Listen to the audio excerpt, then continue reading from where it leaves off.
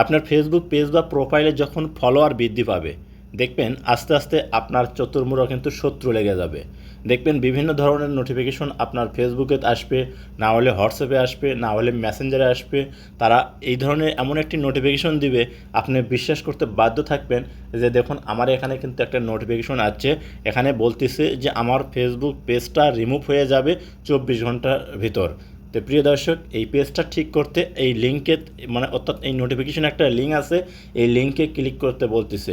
যদি আপনারা এই ধরনের নোটিফিকেশন পেয়ে থাকেন, মনের ভুলেও একবারও এই ধরনের নোটিফিকেশনে ক্লিক করবেন না। ক্লিক করবেন তো সঙ্গে সঙ্গে আপনার পেজ বা প্রোফাইল কিন্তু হ্যাক হয়ে যাবে।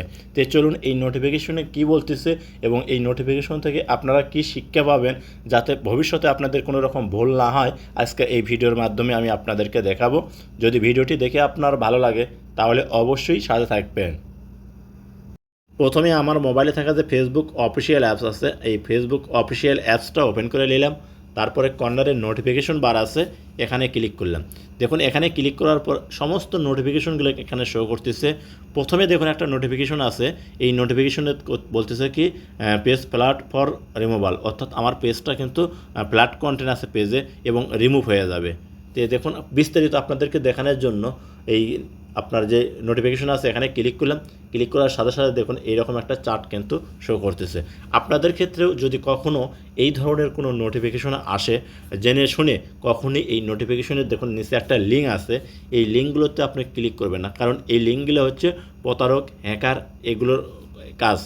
এরা চায় যে আপনার পেজটা যখন আস্তে আস্তে আপনি গ্রো করবেন, বেশি ফলোয়ার হবে, তখন দেখবেন তারা কিন্তু আপনার পেছনে শত্রু লাগে, অর্থাৎ আপনার পেজটা হ্যাক করার জন্য তারা কিন্তু চেষ্টা করে।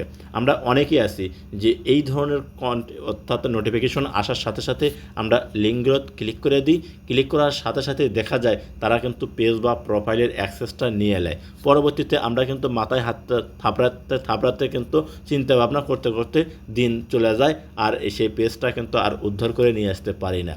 তো প্রিয় দর্শক, এখানে আমার এখন এক ভাই আছে, তার কিন্তু একটা পেজ এই ধরনের একটা নোটিফিকেশন আসছিল, এখানে না বুঝে ক্লিক করার সাথে সাথে তার 22,000 ফলোয়ার আসছিল, সেই পেজটা কিন্তু তার গায়েব হয়ে গেছে, অর্থাৎ হ্যাকার হ্যাক করে নিয়ে এসেছে।